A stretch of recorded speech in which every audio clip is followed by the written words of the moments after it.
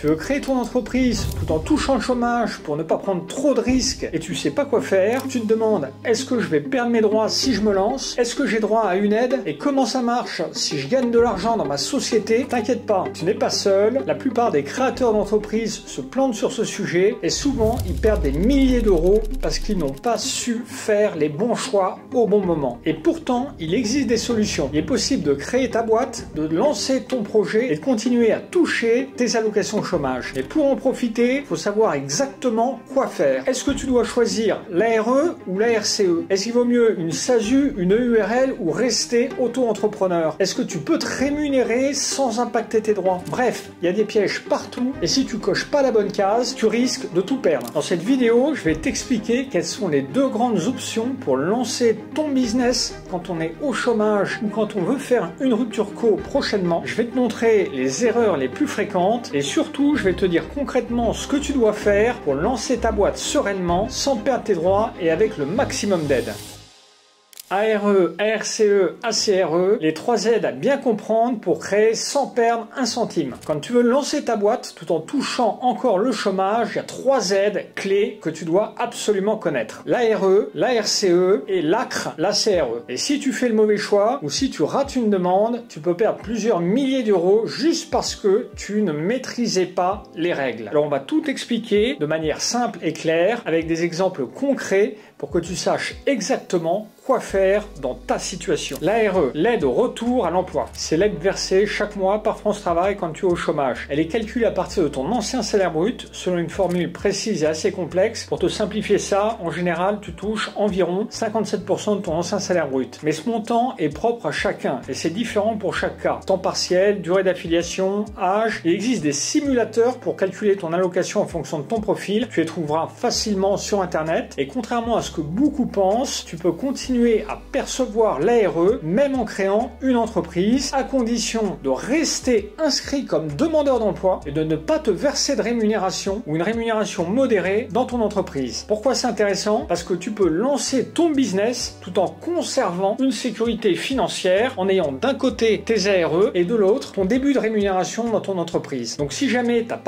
tu gagnes pas assez d'argent dans ton entreprise pour te payer, eh ben tu peux t'appuyer sur l'aide du chômage. La RCE, aide à la reprise ou à la création d'entreprise. La RCE, c'est une aide versée par France Travail quand tu crées ou reprends une entreprise. Elle te permet de percevoir 60% de la totalité de tes droits restants aux ARE versés en 2 fois. 50% au lancement de ton activité après les éventuels différés d'indemnisation et 50% 6 mois plus tard si tu es toujours en activité et si tu n'as pas signé de CDI à temps plein entre-temps, bien évidemment. Prenons un exemple simple. Imaginons que tu as encore 18 mois d'ARE à percevoir, soit 13 700 euros de droits restants. La RCE te permet d'encaisser 60% de ce montant, donc 8 220 euros, 4 110 versés à la création de ton entreprise, puis 4 110 euros 6 mois plus tard, si tu es toujours en activité, sans CDI à temps plein. Mais attention, la RCE remplace l'ARE. Une fois que tu touches la RCE, tu ne peux plus revenir en arrière. Tu ne touches plus ton chômage tous les mois, mensuellement. C'est terminé. Il faut donc bien réfléchir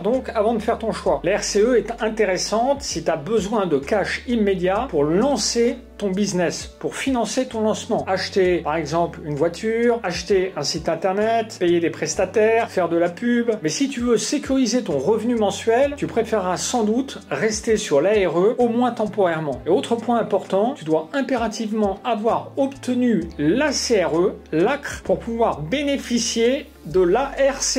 Pas de panique, je vais t'expliquer tout de suite comment avoir droit à ces deux aides. L'ACRE, aide à la création ou à la reprise d'entreprise. L'ACRE, c'est une exonération partielle de cotisation sociale pendant les premiers mois de ton activité. Elle te permet de réduire fortement tes charges sociales, parfois jusqu'à 50% de moins, ce qui améliore ta trésorerie dès le lancement. Alors ça n'a rien à voir avec l'ARCE qu'on a vu juste avant. L'ARCE dont on parlait tout à l'heure, c'est de l'argent que tu reçois vraiment en capital sur ton compte bancaire pour financer financer ta société. Là, tu l'as bien compris, c'est une aide, c'est-à-dire c'est des cotisations sociales que tu ne vas pas payer. Donc cette aide, l'ACRE, elle est accordée si tu crées ou reprends une entreprise, tu es inscrit à France Travail ou tu fais partie d'un public éligible, moins de 26 ans, bénéficiaire du RSA, etc. En revanche, si tu es en micro-entrepreneur, tu dois impérativement faire la demande dans les 45 jours suivant la création, sinon tu perds l'exonération. Et attention, tu ne peux pas obtenir l'ACRE si tu en as déjà bénéficié dans les 3 dernières années. Enfin, comme je te le dis juste avant, l'ACRE est prérequis pour toucher la RCE. Donc si tu veux l'aide en capital, tu dois obligatoirement demander l'ACRE en premier. Les pièges à éviter quand tu crées ta boîte en étant au chômage. Créer son entreprise pendant qu'on est au chômage, c'est une vraie opportunité. Mais c'est aussi un terrain miné si tu fais pas les bons choix. Je vais te montrer les 4 erreurs les plus fréquentes que je vois chez les créateurs et comment les éviter. Piège numéro 1, créer sa société avant la fin de son contrat de travail ou avant son inscription à France Travail. C'est une erreur qu'on voit souvent. Tu veux te lancer vite, alors tu crées ton entreprise pendant ton préavis ou juste avant la fin de ton contrat. Grosse erreur, pour bénéficier de l'ARE ou de la RCE, c'est-à-dire toucher les 60% de tes droits au chômage en capital, il faut impérativement créer ton entreprise après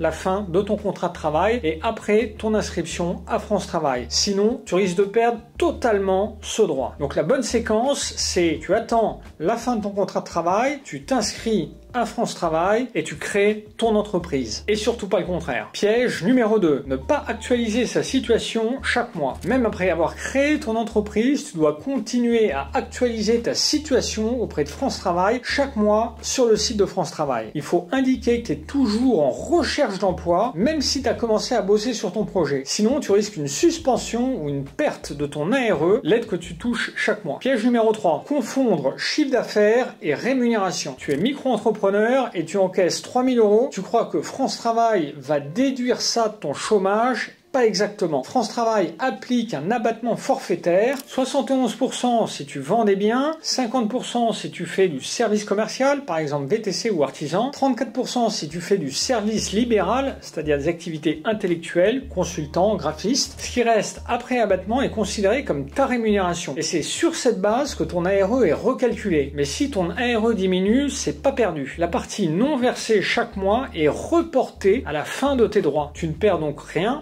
Tu prolonges simplement la durée d'indemnisation. Piège numéro 4, ne pas te faire accompagner pour créer ta société. Les démarches peuvent être complexes. Choisir le bon statut juridique, comprendre les impacts fiscaux, respecter les conditions de France Travail. Et si tu fais une erreur, tu peux perdre une partie de tes aides, payer trop de cotisations ou rater une optimisation. Chez Legal Place, on t'aide à créer ta société 100% en ligne, à choisir la bonne forme juridique et surtout à ne pas faire d'erreurs qui pourraient te coûter cher. On te fournit les bons documents pour France Travail, on peut même t'accompagner sur ta comptabilité avec notre service ComptaPlace pour optimiser ta rémunération et anticiper ta fiscalité. Quel statut juridique choisir pour cumuler efficacement avec l'ARE? C'est la question que tout le monde se pose au moment de se lancer. Quel statut choisir si je veux créer mon entreprise sans perdre mes droits au chômage? Et la réponse n'est pas aussi simple qu'on pourrait le croire, parce que selon le statut juridique que tu choisis, les règles de France Travail changent complètement. Et si tu te trompes de statut, tu risques de perdre une grosse partie de tes droits. Première option, la micro-entreprise. C'est la voie royale pour beaucoup d'entrepreneurs au chômage. Pourquoi? Parce qu'elle est simple à créer, facile à gérer administrativement et parfaitement compatible avec l'ARE. Concrètement, tu déclares ton chiffre d'affaires chaque mois et France Travail adapte le montant de tes allocations. Il déduit un forfait, environ 70% de ton chiffre d'affaires si tu fais des prestations de services, pour estimer ton revenu et il ajuste les ARE en fonction. Résultat, tu peux générer du chiffre tout en continuant à toucher une partie de tes droits. Exemple concret, imaginons que tu es prestataire de service, exemple tu es freelance, avec 1200 ARE mensuels et que tu déclares 2000 € de chiffre d'affaires ce mois-ci. France Travail applique l'abattement forfaitaire de 50%, donc estime ton revenu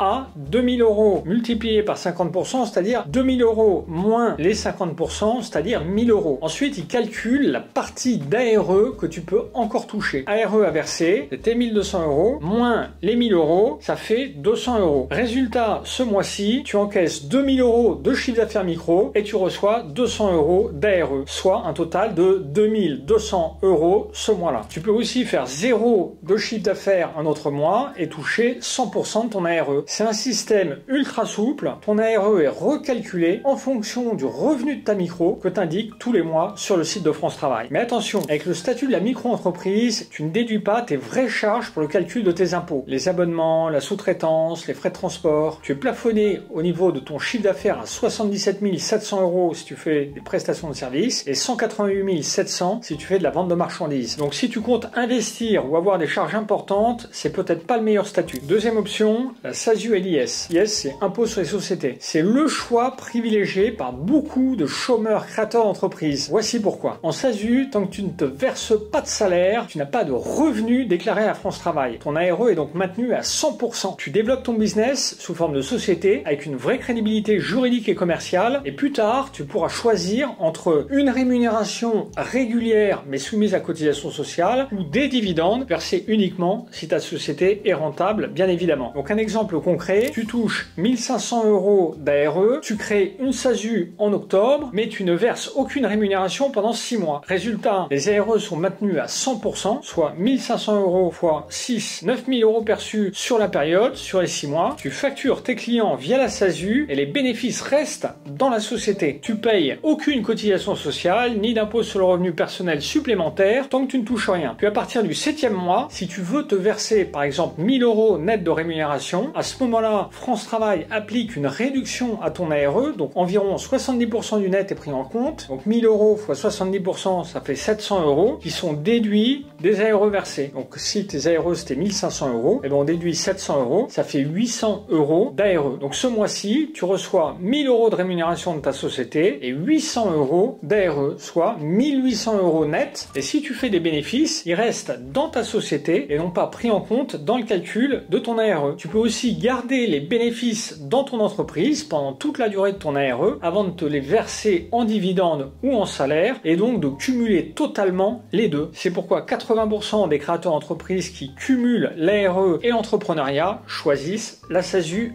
à l'IS. Pour ça, tu dois avoir un PV de non-rémunération. Legal Place peut te le fournir, je t'en parle plus tard. Attention, toutefois, il y a des obligations. Tu dois tenir une comptabilité complète, faire des déclarations à l'URSSAF, un impôt sur les sociétés pour payer l'IS et respecter les obligations légales, cabis, statut, annonce légale. La rémunération du président dans les SAS, elle est soumise à des charges sociales élevées, environ 75% du net, soit 750 € de charge pour un salaire net de 1000 €. France Travail prend en compte le salaire réellement versé, pas les dividendes. Troisième option, le URL, le piège du TNS pour les chômeurs. Le URL, c'est souvent vu comme l'alternative logique à la SASU, surtout pour les entrepreneurs solo, mais si tu veux toucher le chômage, tu peux littéralement te tirer une balle dans le pied si tu choisis le URL. Pourquoi? Parce qu'en EURL, tu es gérant majoritaire. Et qui dit gérant majoritaire dit statut TNS. C'est-à-dire travailleur non salarié. Et pour France Travail, un TNS est présumé se rémunérer même s'il ne touche rien. Résultat, ton simple passage en EURL peut réduire, suspendre, voire annuler tes droits ARE, même si tu n'as pas un euro de chiffre d'affaires. Exemple concret, tu peux perdre 18 000 € de chômage sans le vouloir. Imaginons, tu touches 1500 € d'ARE par mois et il te reste encore 12 mois de droits, soit 18 000 € au total. Tu décides de créer une EURL pour ton activité de freelance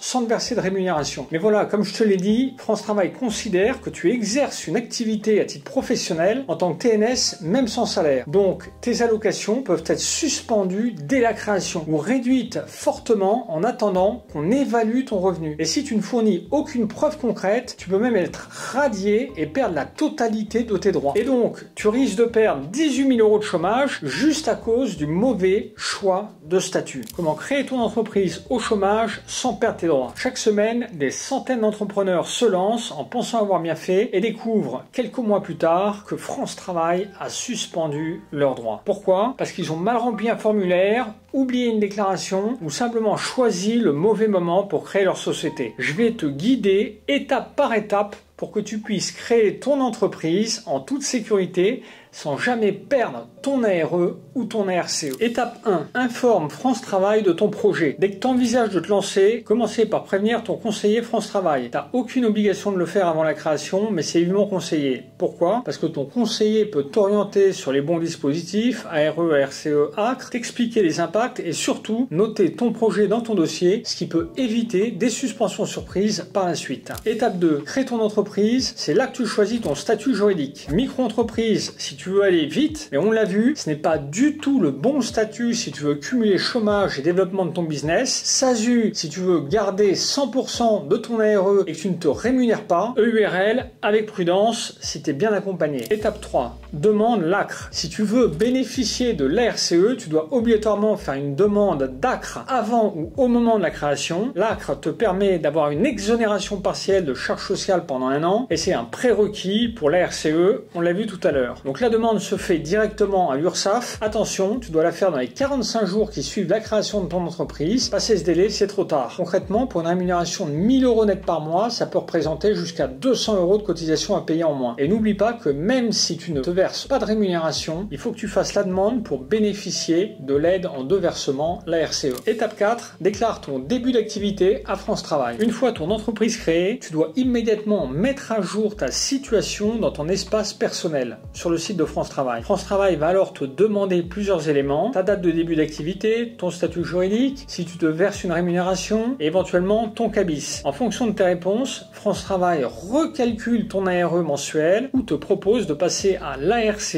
si tu fais la demande. Ne déclare jamais d'activité sans avoir créé la société au préalable, sinon tu risques une radiation automatique de France Travail. Étape 5, faire ta demande d'ARCE si tu veux le capital. Tu as créé ta société, tu as obtenu l'ACRE, tu peux maintenant demander l'ARCE. France Travail te versera 60% de tes droits restants en 2 fois, 50% à la création, 50% 6 mois plus tard si tu es toujours entrepreneur. Mais souviens-toi, si tu prends l'ARCE, tu perds définitivement l'ARE mensuel. Fais ton choix en fonction de ta situation, de ton besoin de cash immédiat et de la rentabilité prévisionnelle de ton projet. Attention, les 60% de l'ARCE sont calculés sur les droits restants à la date effective de ton dossier, après déduction des éventuels différés, préavis non effectués, congés payés, etc. Ce qu'il faut retenir, créer ton entreprise au chômage, c'est possible. Tu peux même créer ton entreprise en gardant les indemnités chômage. On vient de le voir. Mais il faut choisir le bon statut, suivre les bonnes démarches administratives, prévoir à l'avance les impacts sur tes droits. Chez Legal Place, on t'aide à chaque étape de ta création d'entreprise. Création de ta société, SASU, micro, URL, SCI, ouverture de ton compte pro, accompagnement sur les options fiscales et même gestion de ta comptabilité pour rester carré dès le début. La seule chose qu'on n'a pas le droit de faire, c'est de faire les formalités sur ton espace France Travail. C'est ton espace chômage, on n'a pas le droit d'y toucher. Tous les liens sont en description et tu peux profiter d'un code promo Xavier15 si tu veux te lancer aujourd'hui. Conclusion, créer ton entreprise en étant au chômage, c'est pas un risque, c'est une stratégie puissante à condition de ne pas te tromper. Dans cette vidéo, tu as vu les aides disponibles, ARE, ARCE,